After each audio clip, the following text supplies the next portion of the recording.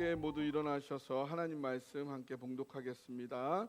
하나님 말씀, 오늘의 말씀 데살로니가전서 3장 9절에서 13절 말씀입니다. 함께 교독하기를 원하고요. 제가 9절을 읽고 13절은 다 같이 읽도록 하겠습니다. 우리가 우리 하나님 앞에서 너희로 말미암아 모든 기쁨으로 기뻐하니 너희를 위하여 능히 어떠한 감사로 하나님께 보답할까? 주야로 심히 간구함은 너희 얼굴을 보고 너희 믿음이 부족한 것을 보충하게 하려 함이라. 하나님 우리 아버지와 우리 주 예수는 우리 길을 너희에게로 갈 수 있게 하시오며 또 주께서 우리가 너희를 사랑함과 같이 너희도 피차간에 모든 사람에 대한 사랑이 더욱 많아 넘치게 하사. 같이 읽겠습니다. 너희 마음을 굳건하게 하시고 우리 주 예수께서 그의 모든 성도와 함께 강림하실 때에 하나님 우리 아버지 앞에서 거룩함에 흠이 없게 하시기를 원하노라. 아멘. 예, 자리에 앉으시고요. 자, 기도하겠습니다. 사랑이 풍성하신 우리 하나님 아버지, 하나님, 우리의 예배 가운데 주님, 사랑하는 주님의 자녀들 위해 특별하게 내려주시는 하나님의 말씀이 있습니다. 오늘 한 사람 한 사람 성령 가운데 말씀하여 주옵시고 삶에 응답하여 주옵소서. 여기 서 있는 부족한 종, 인간의 모습 가려 주옵시고 오직 성령께서 말씀하여 주옵소서. 주님을 의지하오며 우리 주님 예수 그리스도의 이름으로 기도하옵나이다. 아멘. 네, 오늘 9절 말씀, 우리가 우리 하나님 앞에서 너희로 말미암아 모든 기쁨으로 기뻐하니 너희를 위하여 능히 어떠한 감사로 하나님께 보답할까라고 바울이 시작하고 있습니다. 왜 바울은 데살로니가 교회로 인해서 이렇게까지 기뻐하는, 너무 기쁘고 축복이 돼서 하나님께 어떻게 이걸 보답할까? 남의 일인데 자기가 그런 게 아니라 데살로니가 성도들이 이렇게 된 것을 왜 이렇게까지 기뻐하는 걸까요? 그 이유는 지난주에 살펴본 대로 그들이 주 안에 굳게 선 모습 때문에 이렇게 기뻐하고 있는 거예요. 어떻게 굳게 섰죠? 사탄의 공격이 있었어요. 시험하는 자가 있었죠. 그 사탄은 끊임없이 우리를 시험하는데 여러 방법으로 온갖 공격을 하는데 이들에게는 여러 고난과 환경으로, 환난으로 공격을 했어요. 박해를 하고, 그랬는데도 이들은 끄떡없이 그것을 승리하고 굳건하게 믿음으로 살아갔다. 그것이 기쁜 거예요. 어떻게 그들은 이렇게 승리를 했느냐? 왜 이렇게 이들의 승리가 바울에게는 이렇게 기쁜 일이 될까요? 바울이 돌아봤을 때 이렇게 이런 놀라운 일이 일어난 것은 자기가 한 일이 아니다. 사람이 사람을 변화시킬 수 있을까요? 지금까지 제 결론은 안 되더라고요. 사람은 사람을 변화시킬 수가 없어요. 제가 저를 봐도 제가 사람에게 변화되지는 않더라고요.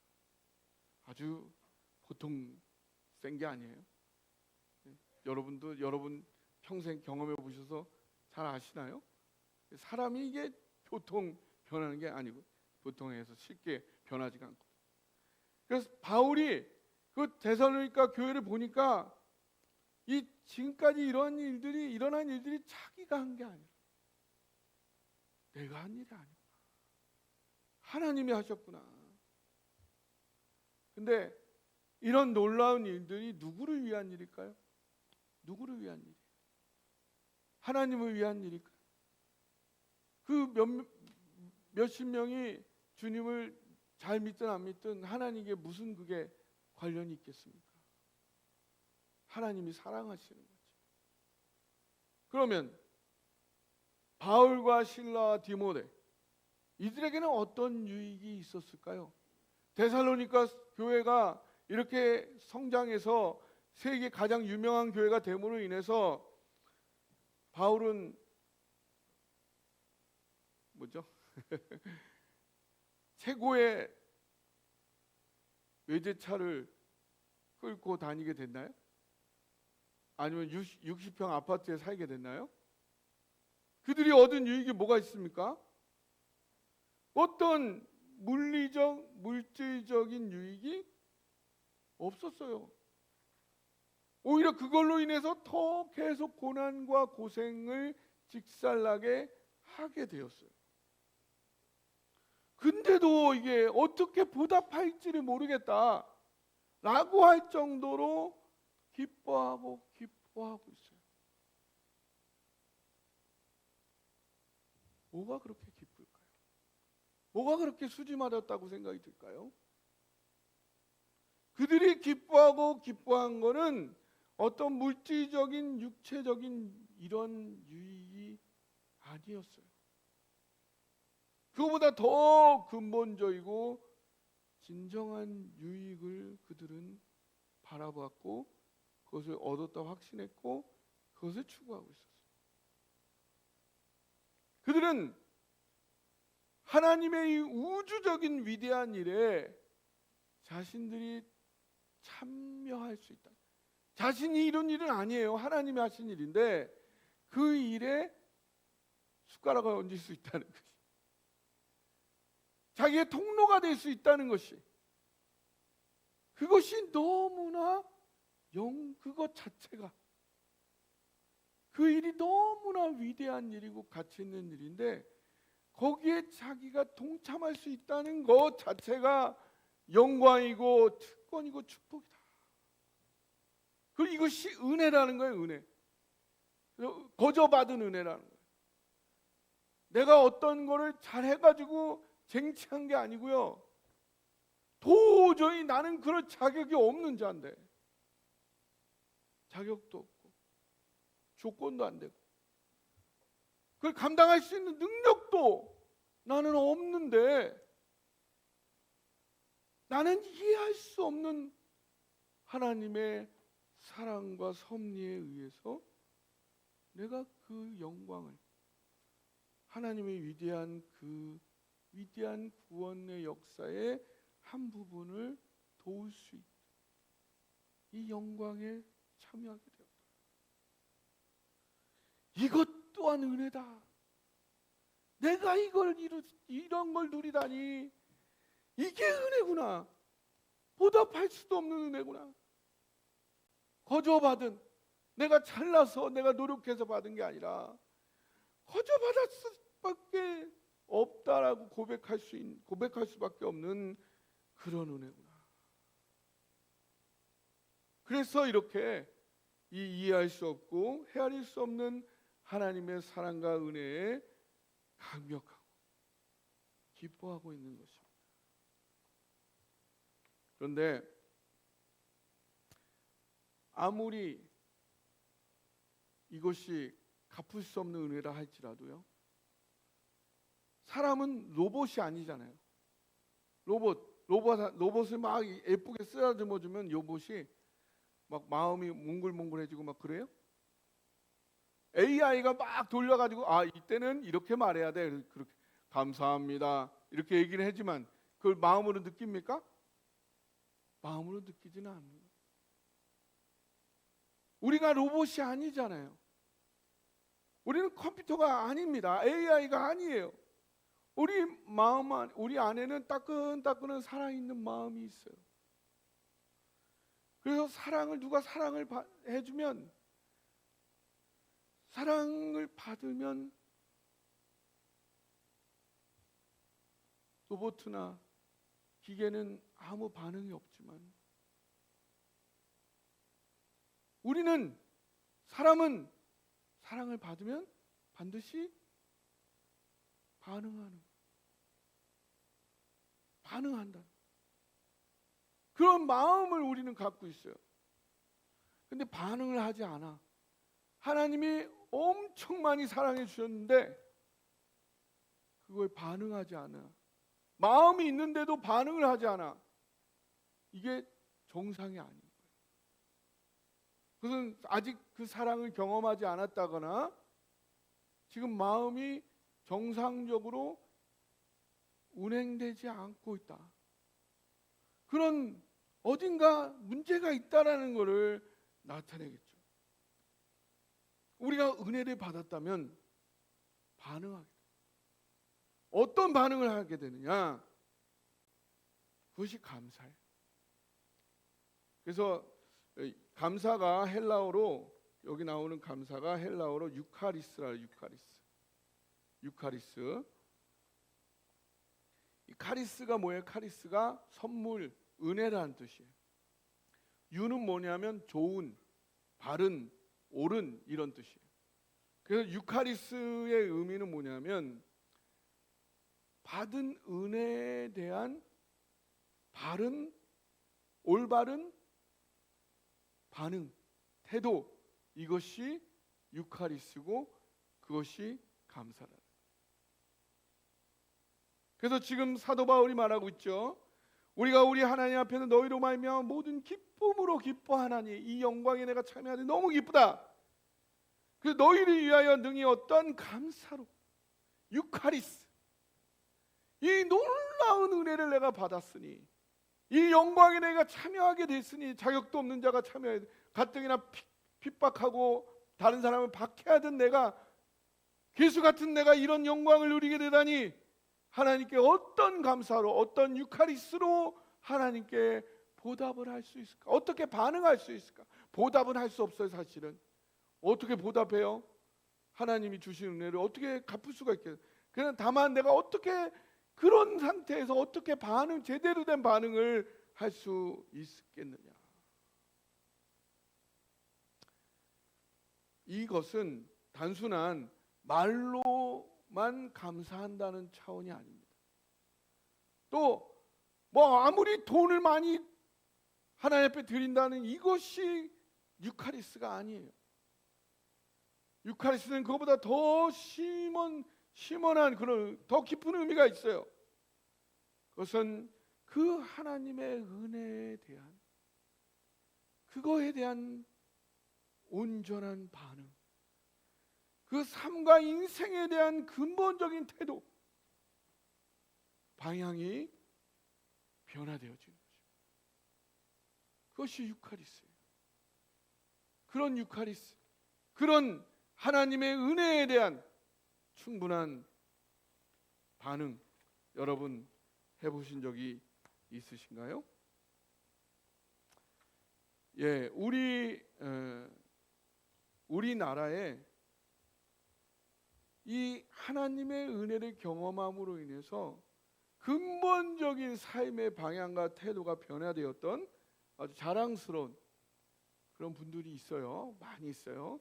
예, 그 중에서 오늘 특별히 두 분을 소개해드리겠습니다.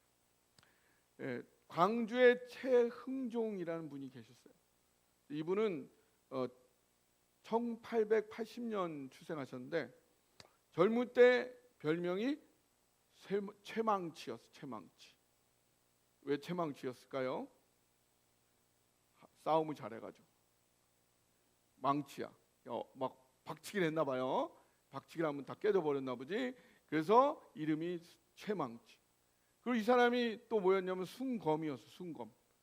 순검이 뭔가 봤더니 일본 경찰의 앞잡이, 그 사람들을 순검이라고 했대. 그러니까 사케오 같은 사람 비슷한 사람이었어. 그래가지고 그 광주에서 아주 악명이 높은 사람이었어요. 이 사람에게 놀라운 변화가 일어납니다. 어떤 변화가 일어나냐? 그 당시에 목포에 의료 선교사로 와 있던 포사이치라는 선교사가 목포에서 광주로 오는 길에 나귀를 타고 오는데 그 낙이 타고 오는 길에 여성 문둥병자가 나 환자가 쓰러져 있는 걸 봐. 그러자 이 선교사가 그 자기 탄 나귀에다가 그 문둥병자를 싣고 태우고 광주 병원까지 그 태우고 오는 거예요. 아주 그냥 머리가 금발이고 눈에도 색깔이 있는 사람이 나귀를 태우는데 거기다 문둥병자를 세우고 그러니까 얼마나 이게 특이한 광경이겠어요? 사람들이 우르르 막 따라오는 거예요. 그 사람 구경하려고. 그러다 보니까 최응종 이 사람도 순검이니까 무슨 일인가 하고 거기 이제 같이 따라왔었어요. 드디어 이제 병원에 도착을 해가지고 이 사람이 포사일이라는 사람이 그 나환자를 나귀에서 내리다가 이 나환자 지팡이가 땅에 떨어진 거예요. 그러니까 이 사람이 환자는 안았고 지팡이 떨어져 있고, 그러니까 최응종한테 지팡이 좀 주워 주시오. 어때요? 주워 주기가 쉬울까요, 어려울까요? 그 당시에 문둥병은 전염되는데 그 문둥병자가 갖고 있던 지팡이 만지면은 전염될지 모르죠. 그래서 막 망설이고 있는 거예요. 근데 자기는 동포인데도 그렇게 몸을 사리고 있는데 이 포사이 선교사는 그런 거 전혀 걱정하지 않고 그런 모습이 너무 부끄러운 거예요. 자기에 비해서. 그래서 그 모습에 문둥병 전염되게 겁이 나지만 그 주워서 줬다는 거예요. 그게 너무 자기한테는, 그 사람한테는 특별한 경험이 돼가지고 이 문둥병을 돕는 그 일에 자기도 참여하겠다. 그래서 이 사람의 자기의 땅을 1,000평을 여기에 기증을 하게 됩니다. 이 소식을 들었던 광주 지역의 첫 번째 선교사가 유진 벨이라는 선교사예요. 유진 벨. 이 사람의 한국 이름이 배유진인데 이분이 그 요즘 그 TV에 자주 나오는 인유한 요즘 정치하시는 분, 그분의 외할아버지예요. 이분이 외할아버지. 그분한테 가서 거기서 말씀을 제대로 듣고 회개하고 눈물을 흘리면서 구원을 받았다는 거죠. 그래서 그 즉시 순검 생활을 버리고 깡패 생활을 버리고 평생을 나환자를 돌보는 사역을 했다는 것입니다. 이것이 복음의 은혜다. 또 한 분 말씀드리면 장기려 박사라는 분, 장기려 박사 들어보셨을 거예요. 이분은 의학 박사이기도 하고 교수이기도 하고 사회운동가이시고도 장로님이시죠. 이분은 1911년 평북 용천군에서 태어나셨는데 이제 그 유엔군과 함께 남하하여서 남쪽으로 내려와서 부산 쪽에 정착을 하셨어요. 근데 부산 영도에 영도 있죠. 영도 다리 건너서 그 해외에 있어요. 영도니까. 예, 그 영도의 제3교회 장로교에서 1교회, 2교회, 3교회인데 그 산교회에서 복음 진료소가 무료로 개설이 되었을 때 초대 원장을 하셨습니다. 또한 이분이 그 53년부터 부산 의대에 교수를 했고 54년부터는 서울대 의대를 겸임했어요. 예, 그리고 이분은 한국 최초로 68년부터 의료보험을 추진해서 부산 지역에서 청십자 의료협동조합을 처음으로 시작하고 이사장이 되셨던 분이시죠. 그래서 평생을 이 청십자 병원에서 그 이후에 의료 봉사를 하셨는데 이분이 얼마나 청빈했냐 하면 자기 집이 따로 없고 병원 옥상에 24평 거기서 마지막에 이제 홀로 사시다가 그 부인을 이북에 두고 오시고 홀로 사시다가 유일한 그 돌아가실 때 유일한 재산이 딱 1,000만 원 들어온 통장이었는데 그거를 돌아가시면서 또 그 옆에 있는 사람에게 주고 95년에 84세로 하나님께 가셨다. 이분이 삶과 죽음에 대해 남긴 메시지가 있습니다. 한번 읽어드릴게요. 이런 말씀을 하셨어요. 인생의 승리는 사랑하는 자에게 있다. 사랑받지 못한다고 슬퍼하지 말라. 우리는 자진해서 사랑하자. 그러면 사랑을 받은 자보다 더 나은 환희로 충만하게 되니라. 죽음을 두려워하거나 목숨을 아끼는 자에게는 생명이 없다. 잘 죽는 자가 잘 사는 자다. 다른 사람을 위해서 자기 목숨을 버리는 자만이 영원한 생명을 소유한 사람이다. 생명은 죽음에 있다. 이제부터 다시는 죽음을 두려워하지 아니하리라. 도리어 열심히 이 죽음의 길을 찾을 것이다. 네, 정말 한국 교회에 자랑스러운 신앙의 인물들이 많이 있습니다. 주님 은혜의 진정한 축복은 단순한 육신과 물질에 필요한 필요와 공급을 받는 것만이 아닙니다. 하나님 필요할 때 그 축복도 주십니다. 주실 수 있는 분이십니다. 그 주시는 분이에요. 우리의 육체도 사랑하시니까요. 그러나 사람은 육신만으로, 물질만으로 그 행복이 충분할 수가 없어요. 주님의 은혜가 우리에게 진정한 축복인 것은 그 은혜로 인해서 우리 자신과 인생의 진정한 의미가 뭔지, 나의 삶의 목적이 뭔지, 그 가치가 무엇인지를 깨닫고 거기에 반응해서 언젠가 사라질 수밖에 없는 세상과 육신과 물질을 추구하는 삶이 아니라 영원한 하나님, 천국, 영혼들을 위해 인생을 값지게 드리는 그 가치 있는 인생을 누리며 살게 되는 것이야말로 진정한 하나님 주신 은혜의 축복이라는 사실입니다. 그런 삶을 우리에게 살게 될 때에 하나님께서 우리를 책임지시고 그렇게 사는 자와 그의 영적, 육적 자손들을 대를 이어가며 하나님의 놀라운 은혜와 능력을 그들을 통해 펼쳐 가신다는 이 사실 믿으시기 바랍니다. 그런 속에서 사도 바울은 오늘 13절 고백하고 있습니다. 오늘 13절을 같이 한번 읽어보겠습니다. 시작. 너희 마음을 굳건하게 하시고 우리 주 예수께서 그의 모든 성도와 함께 강림하실 때에 하나님 우리 아버지 앞에서 거룩함에 흠이 없게 하시기를 원하노라. 네.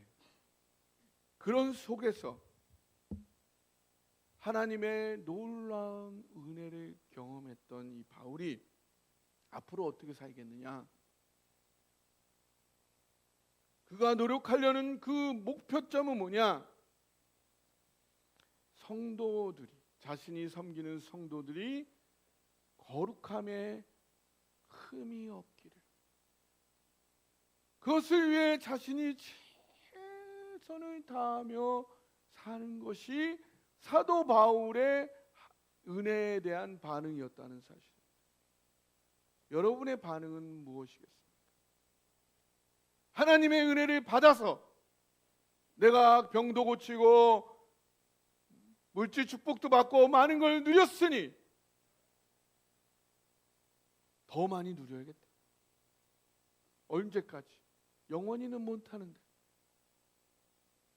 그게 아니라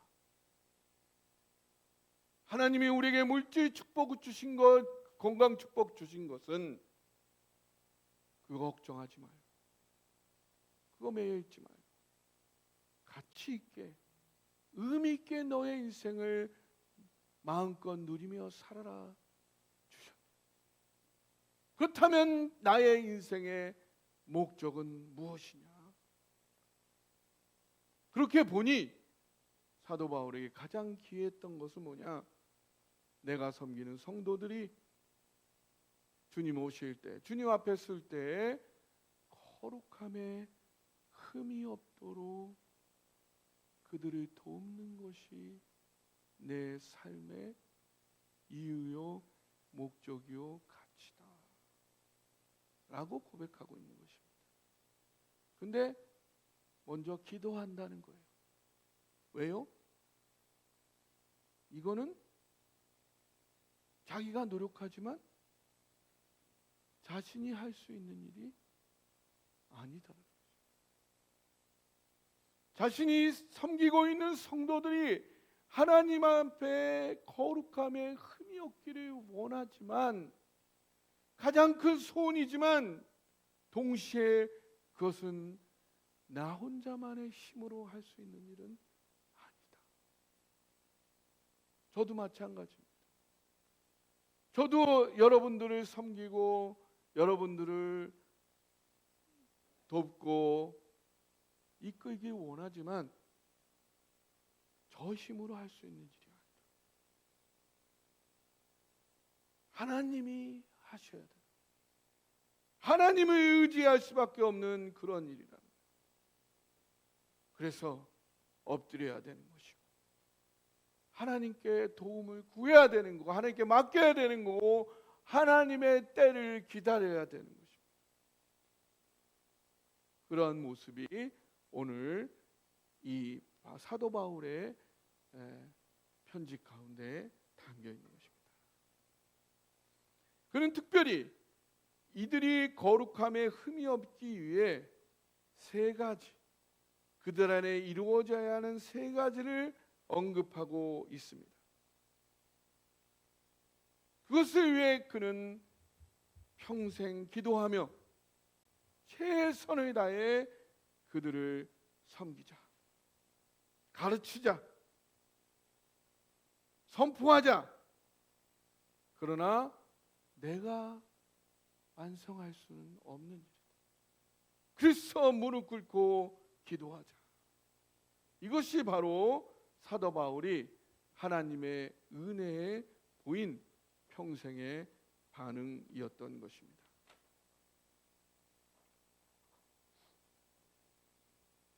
그러면 그가 생각했던 세 가지, 성도들이 하나님 앞에 거룩함에 흠이 없기 위하여 필요한 세 가지 내용이 뭐냐? 첫 번째 10절에 나와 있습니다. 10절을 같이 읽어볼까요?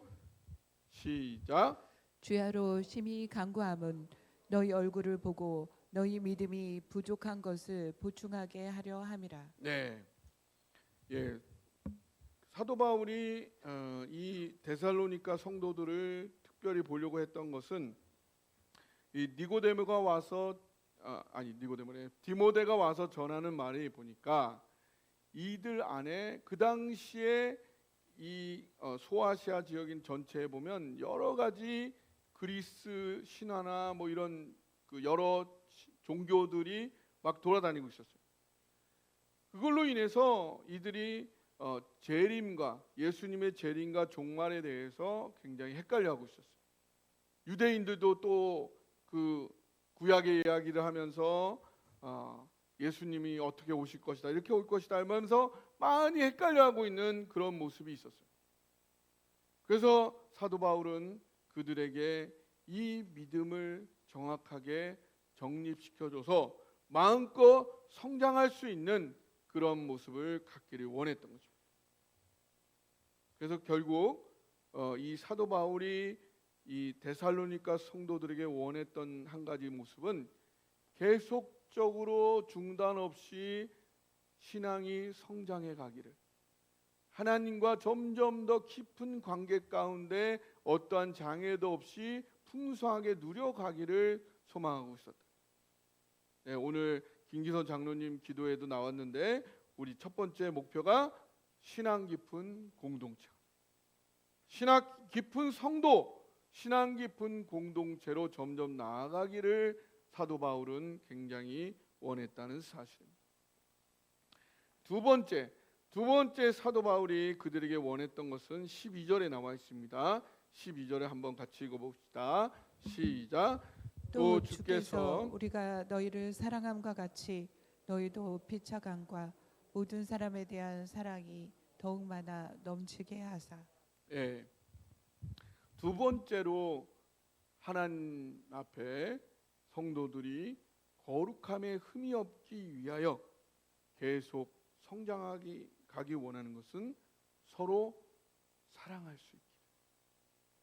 우리의 신앙 생활은 단지 하나님과만의 관계에 끝나는 것이 아니라 하나님을 정말 깊이 알아간다면 그것은 당연히 다른 사람과의 사랑의 관계로 열매를 맺게 되어 있다.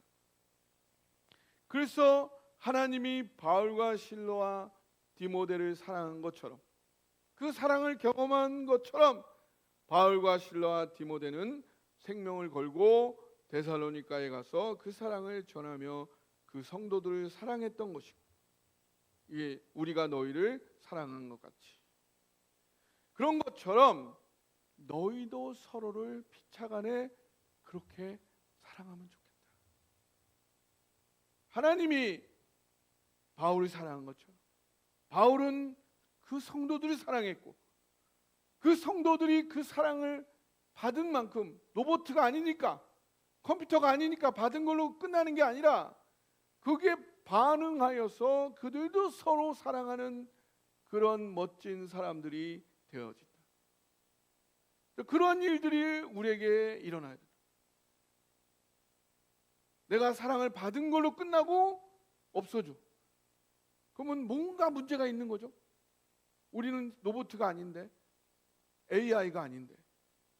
오늘 요즘 토요일마다 아주 그 서로 사랑하시느냐고 애들을 많이 쓰시고, 뭐 맛있는 거 챙겨 드리려고 무거운 거 쥐고 오시는 분들이 많이 있는데, 그런 점점 더 서로를 사랑하는, 서로를 위해 기도하고 애쓰고 더 깊은 부분까지 나누고 도움이 되려고 하는 이런 노력들이 일어나기를 사도 바울은 그렇게 사랑할 수 있는 사람이 되는 것, 그것이 하나님 앞에 거룩해지는 것.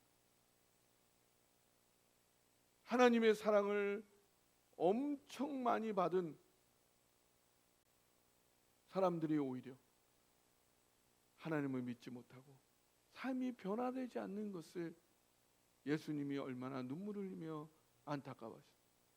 그것이 아니라 하나님 사랑을 받은 만큼 눈이 띄어져서 서로를 사랑할 줄 아는 사람이 되어가는 것, 그것이 바로 거룩해지는, 흠이 없어지는 모습이라는 사실입니다. 근데 그것이 거기에만 끝나는 것이 아니라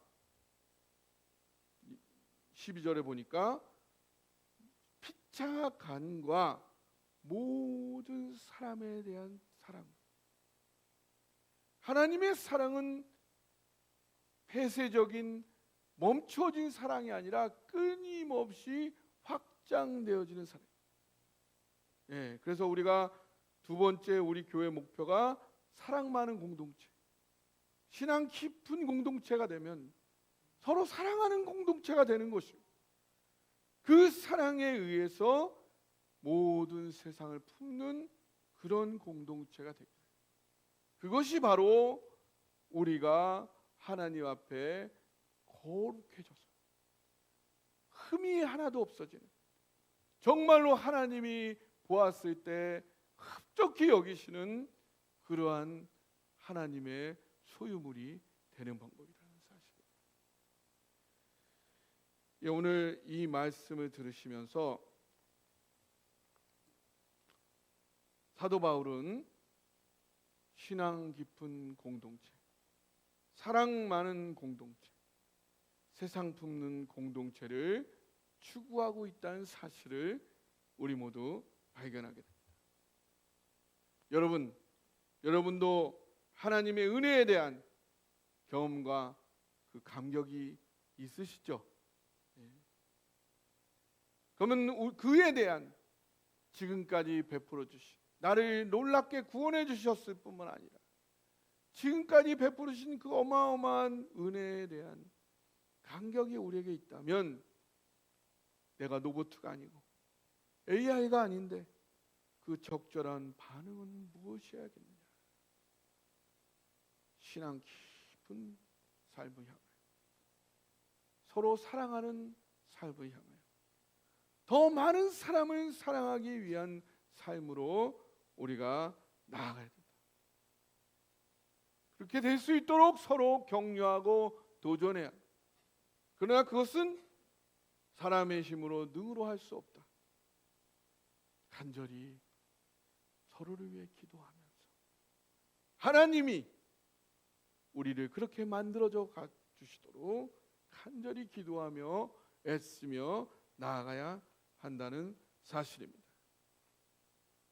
그래서 오늘 여러분들이 이 사도 바울의 삶을 보면서 여러분의 삶을 어떻게 하나님 앞에 드려야 될지 결단하며 나아가는 시간 되기를 주님의 이름으로 축복합니다. 시간 말씀 붙잡고 함께 기도하기를 원합니다. 데살로니가 교회를 보며 바울이 기뻐하면서 하나님의 은혜를 느끼면서 그 은혜에 대한 적절한 반응,